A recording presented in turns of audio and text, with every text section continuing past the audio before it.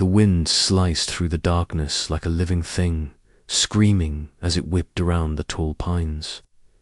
Jake braced himself against the cold, the truck door slamming shut behind him with a metallic thud swallowed by the storm. Ice crystals lashed at his face, and his breath rose in clouds, thick and fast. Somewhere behind him, the red strobe of the fire engine flickered through the falling snow like a fading heartbeat. "This can't be right," his partner muttered, checking the GPS again. Middle of nowhere, but Jake's eyes weren't. On the screen, they were on the blackness ahead, the tree line that looked more like a wall than a forest. The emergency call had come in, staticky and confused.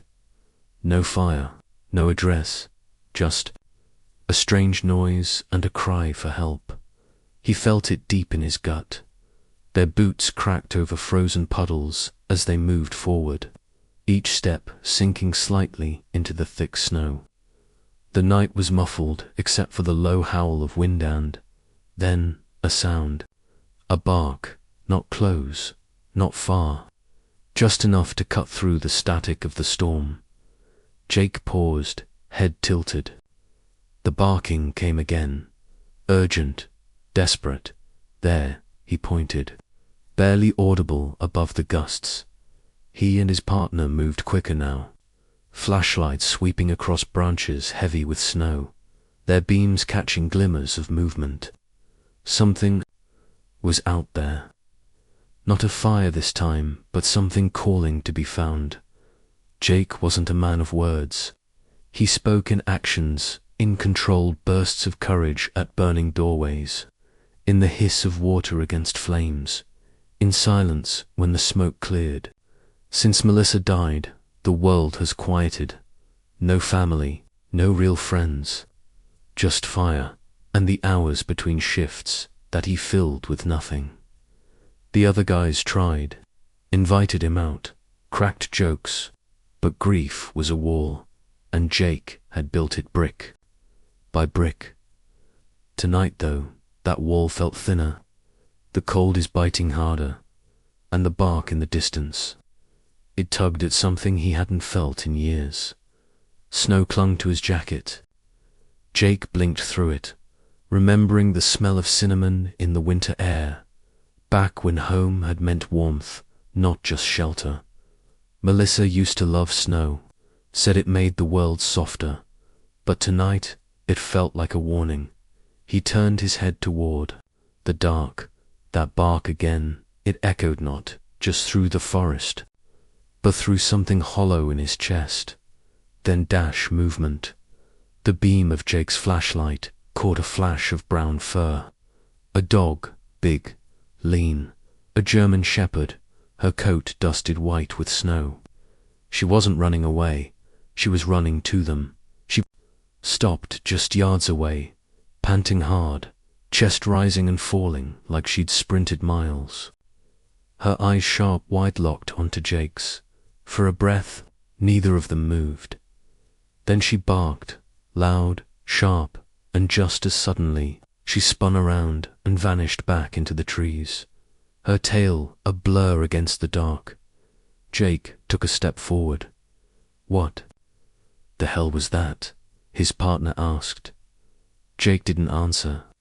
He couldn't, because he knew in his gut, in his bones, that the dog wasn't fleeing. She wasn't lost. She was leading. He took another step forward, snow crunching beneath his boot. The shepherd reappeared briefly, pausing just long enough to glance back at him, barking once more before disappearing again. Jake looked at his partner. "We follow her," he said simply. "Are you serious?" "Dead serious." There was something in that dog's eyes, something more than panic, more than fear. It was for a purpose. Whatever had brought her here wasn't random, and whatever she needed to show them was out there, waiting. The shepherd didn't hesitate. One last glance at Jake, and she darted into the whiteness like an arrow loosed from a bow, silent, swift, certain. For a heartbeat, Jake stood frozen. The wind clawed at his jacket. The storm howled like it wanted him to turn back, but he didn't. He didn't ask where she was going, didn't question why, he just followed. Each step was a promise, a wordless pact between man and dog, forged in the cold and driven by instinct. Branches scraped at his coat, snow bit at his face, but he stayed close. Her dark figure weaved through the trees ahead like a shadow with purpose. She wasn't just running, she was leading, and something in Jake's gut told him whatever she was running toward ... mattered. The forest seemed to part for her at the end of a narrow slope. Hidden behind a wall of snow-draped pine, the dog stopped. She looked back, breath misting in the air, then turned toward a shape nearly swallowed by the whiter cabin, weather-beaten, sagging slightly to one side, almost camouflaged by the storm. Jake squinted. The front door hung loosely, one hinge half-rotted. Icicles clung to the roof like brittle teeth. A small porch sat buried under snow, with just the tip of a rocking chair peeking out like a grave. Marker, no footprints, no tire tracks, no life, except for the dog, now pawing at the doorframe with a low, impatient whine. Jake moved faster. He pushed the door open with a grunt, creaked loud in the silence, then gave way. The warmth from his breath vanished the second he stepped in. Inside, the air was still, stale, too cold for comfort. Dust hung like fog in the dim light. Shelves stood crooked. A rusted clock ticked faintly on the wall, frozen at 2:17. But beneath it all, a sound beep, beep, faint, mechanical. It pulled at his ears until his eyes found the source. A small form, curled in the corner beneath. A faded quilt. Jake's heart clenched. He dropped to his knees. She looked more like a shadow than a child, tiny, still her face pale beneath tangled hair, lips dry and tinged with blue. One hand clutched a blinking Divis oxygen tank, malfunctioning. The beeping was slowing. The other hand gripped the blanket like it was a lifeline. Jake moved carefully, brushing the quilt back. She didn't stir. His fingers found her wrist thin, icy, fragile. But there it was. A pulse, faint. He exhaled, breath trembling. "Hey," he whispered, his voice cracking with a softness he didn't know he still had. "Hey, kid." Nothing. The shepherd stepped in behind him, wind low, and gently nudged Jake's elbow with her nose, like she was saying, "Do something." Jake tightened his grip on the girl's small hand near the cot. A box had spilled open photographs scattered across the floor like fallen leaves. Jake glanced down. One showed the girl, beaming, missing, teeth and muddy knees, hugging the German shepherd mid-laugh. Another birthday cake, the dog wearing a party hat. Then snowball fights, bedtime stories. The two are inseparable. Years of love captured in paper, fading but unbroken. Jake's throat tightened. This dog didn't find him by accident. Carried a memory through the blizzard. He gathered the girl gently, careful not to jostle the device still clinging to life beside her. She was lighter than she should have been. Her head lolled against his chest, but her pulse was God, that tiny pulse beat on Jake's breath, hitched. Something cracked inside him, a wall, a weight he hadn't even known he was still carrying. Not since her, not since the fire, not since... The guilt burned hotter than the flames. But now here, holding this child, feeling the dog's eyes locked on him like he was the only hope left. He wasn't numb, he felt something, and it hurts, but it was real. The shepherd didn't make a sound. She sat near the doorway, eyes never leaving Jake, calm, steady, like stone carved from loyalty. She didn't wag her tail, didn't bark, just watched, not with suspicion, not with fear, but with trust. She brought him here, she chose him. Jake met her gaze, and for the first time in a long time, he didn't feel alone. He shifted the girl in his arms, nodded once. "I've got her," he said quietly. The dog stood, turned, and together, man, child, and guardian stepped out into the storm, into something they hadn't had in a long, long time. Hope. The rhythmic beeping of the heart monitor hummed low in the background. White walls, sterile air, the faint scent of antiseptic clung to every corner. And in the middle of it all, Lily opened her eyes. No gasps, no tears, just wide, glassy eyes, staring at the ceiling and blinking. A nurse leaned in gently. Lily, no response. Only the slow rise and fall of her chest and the cold stillness of her gaze. The silence was louder than the machines. A silence carved not from sleep, but survival. She was awake, but she wasn't here. Outside the window, frost clung to the glass like memories refusing to melt. Inside, Lily lay still beneath a thin blanket, the past folded in the lines of her small face. She didn't speak, didn't cry. She just watched, as if she were waiting for something or someone. Max had found his place, curled tightly against the foot of her bed, ears pricked, eyes ever alert. When the nurses moved around her, he watched. When doctors checked her vitals, he sat up straighter.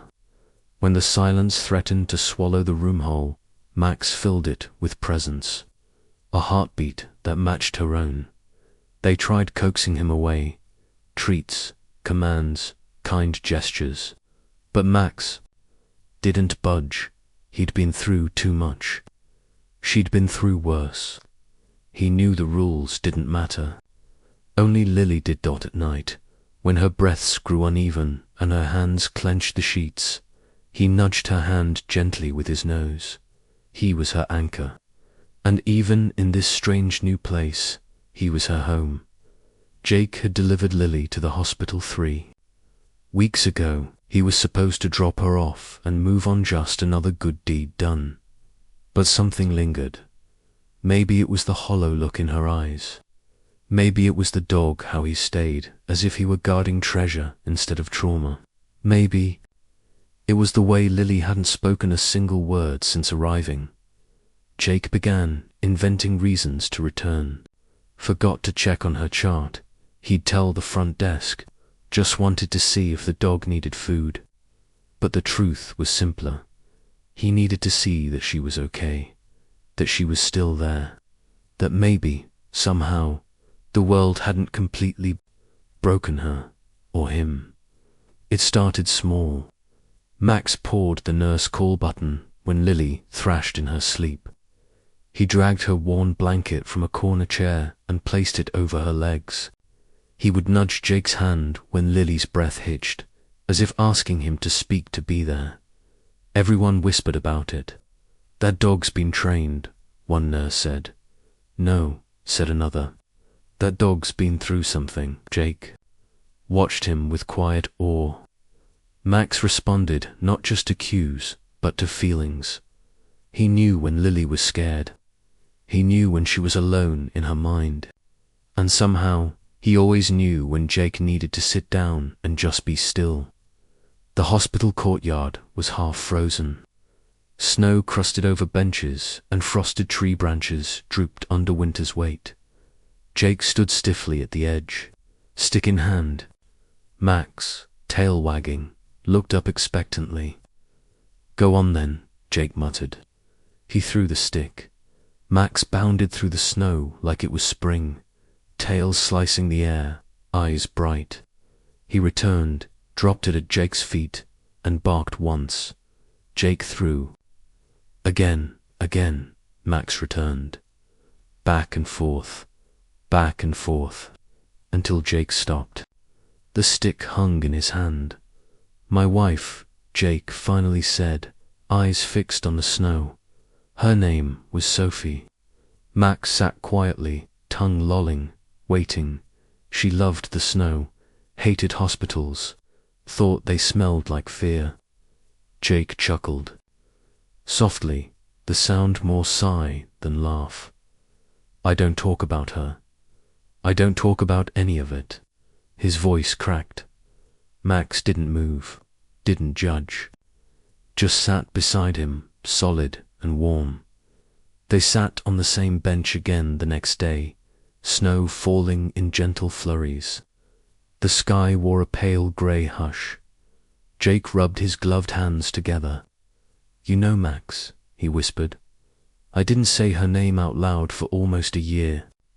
He took a shaky breath. Sophie. The name floated in the cold, like a fragile snowflake, soft, brief, and gone too soon. Max shifted closer, resting his head against Jake's leg. Jake leaned back and looked up at the sky, eyes glistening. "I thought if I said it, it'd make it real, that she's really gone." Max said nothing, but Jake felt it, the silent loyalty, the quiet understanding. For the first time, Jake didn't feel so alone in remembering. Jake couldn't stop thinking about the house. Lily never spoke, but her drawings, crayon scribble houses with a chimney and a red door, were always the same. So Jake did some digging. Property records, census files, anything he could find. And there it was, the house she'd been found in. It belonged to Lily's grandparents, dead for over 3 years. How long had she been alone? Jake stared at the screen, heart pounding. She'd lived in that house, with no heat, no adults, no one but a dog. How he looked at Max, sleeping by Lily's bedside. He was more than a pet. He was surviving by itself, and somehow no one had noticed until now. Canned goods, a camping heater, batteries scavenged from radios and flashlights. Jake pieced the puzzle together from emergency reports and hospital interviews. Lily had stayed, hidden. Max had hunted scraps, dug out snowdrifts, even hauled bags from the shed. Neighbors never questioned it. The property was secluded, overgrown, forgotten, but they'd survived. 2 winters, Jake stared at the Photozan empty pantry, chewed up. Blankets, a pile of dog food cans. She should have died, the social worker whispered. Jake nodded slowly, but she didn't. Because of Max. Because something instinct, love, sheer stubborn, will kept them both breathing. And now they are here, alive, but not whole. Jake slammed the file shut. Safety concern. That's what they called Max. Too large, too unpredictable. A threat. Paperwork was already moving. A shelter was being contacted. Jake felt the burn of it in his chest. Anger, disbelief, fear. Lily needs him, Jake told the administrator. She needs a stable environment, came the reply.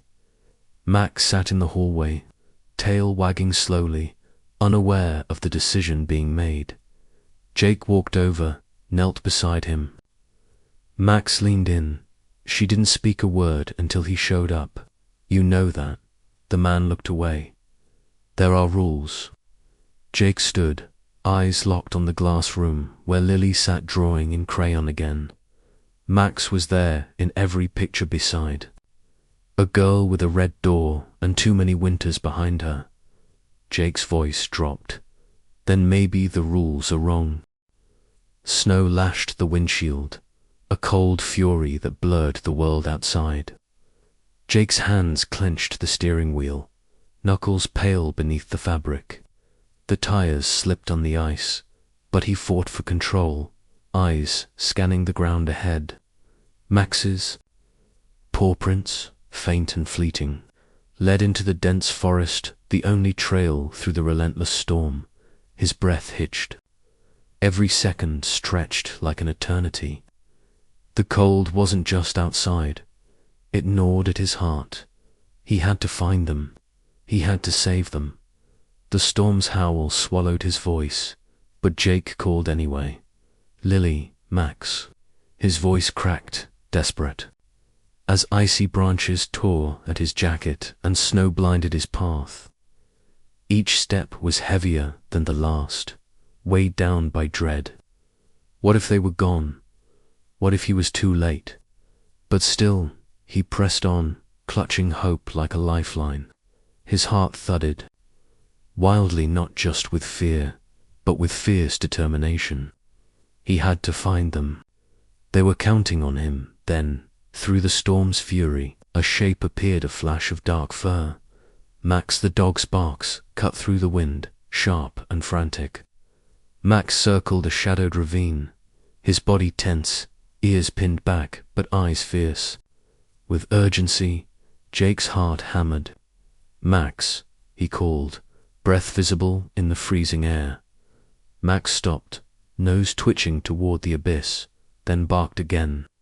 A warning laced with desperation.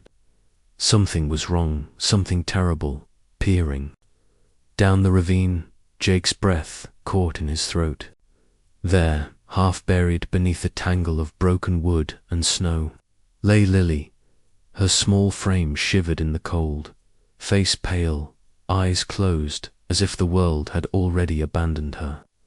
A cracked beam pressed against her leg, trapping her in the wreckage. Panic surged like wildfire, scorching through Jake's chest. Lily, his voice broke, raw with fear and love. She was alive, but barely. There was no time to hesitate, hands shaking. Jake found a sturdy tree and secured the rope, fingers numb from the cold, but steady with purpose. He began his descent, heart pounding louder than the storm, feet slipping. On frozen stones dot above, Max whimpered an agonizing sound that cut through the chaos like a plea. Jake looked up and met the dog's eyes, steady, trusting, refusing to let go. Hold on, Lily. I'm coming, Jake whispered into the cold, feeling the weight of every second. Reaching Lily, Jake cradled her frail body, breath hitching as he felt the warmth of her skin against his gloves.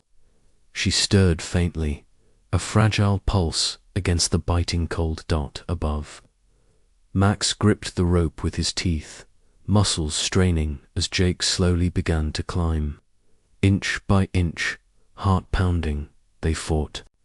Gravity and freezing air.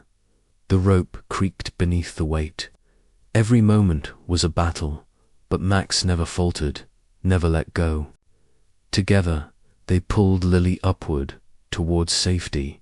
Then, a terrifying crack echoed, the earth beneath them gave way. Jake scrambled up the last few feet, pulling Lily to solid ground just as the cliff behind them crumbled into the ravine below. He shielded her with his body, breath ragged and heart raw. Above, Max paced in tight circles, barking fiercely into the storm, an unyielding sentinel guarding their fragile sanctuary. For a moment, the storm's rage felt distant, overwhelmed by the fierce, unbreakable bond holding them together. Back at the hospital, the quiet hum of machines filled the sterile room. Jake sat by Lily's side, fingers intertwined with hers, heart still trembling from the night's ordeal. Outside, the town buzzed with news vans and reporters, all drawn by the story of a dog's bravery, a tale that had captured their hearts. Max, safe but weary, lay in his kennel just beyond the glass, eyes following Jake and Lily like a guardian watching over his family. That evening, in front of cameras and flashing lights, Jake's voice cracked with emotion. Max. He saved her life, he said, tears slipping down his cheeks. I don't know what we'd have done without him. They belong together, no matter what the rules say, they're family. The world listened as Jake's story spread a testament to loyalty, love, and the unbreakable bond between a girl and her dog. The judge's gavel echoed sharply through the hushed courtroom, a sound that seemed to strike deeper than the walls themselves. Jake's hands trembled as he took the pen, the weight of the moment pressing down like a quiet storm. This wasn't just paper, this was a promise, a binding of lives forever intertwined. The day Max had barked at the edge of that ravine, warning Jake of Lily's peril, was no longer a memory confined to fear and desperation. It was the beginning of something new. Jake's signature sealed his vow to be Lily's guardian, protector, and family. Beside him, Max thumped his tail once, slow and deliberate, as if understanding the gravity of this day. Not just a dog anymore, now a rightful guardian, an emotional anchor for Lily. The court's recognition wasn't just legal. It was a public acknowledgement of a bond forged in hardship and survival, now safeguarded by law. Max's role was no longer heroic happenstance. It was his sacred duty, honored and protected. Back home, silence that had once swallowed every room was replaced by the warmth of laughter and life. Bedtime giggles spilled through the hallways, while Max's paws skittered across the hardwood floor in eager play. The house that once echoed with loss and emptiness now brimmed with new routines, quiet mornings, gentle evenings, and the hum of healing in every corner. Life wasn't just continuing, it was blossoming. Every morning began the same way, Max nudging Lily gently awake, his wet nose a soft alarm clock filled with love. Evenings closed with Jake sitting beside her bed, reading slowly as Lily traced words with her fingers on his arm, a silent conversation of trust and connection. These small moments, simple and unassuming, knit them tightly into a family, each ritual a thread in the fabric of their renewed lives. Jake found himself learning new languages of love.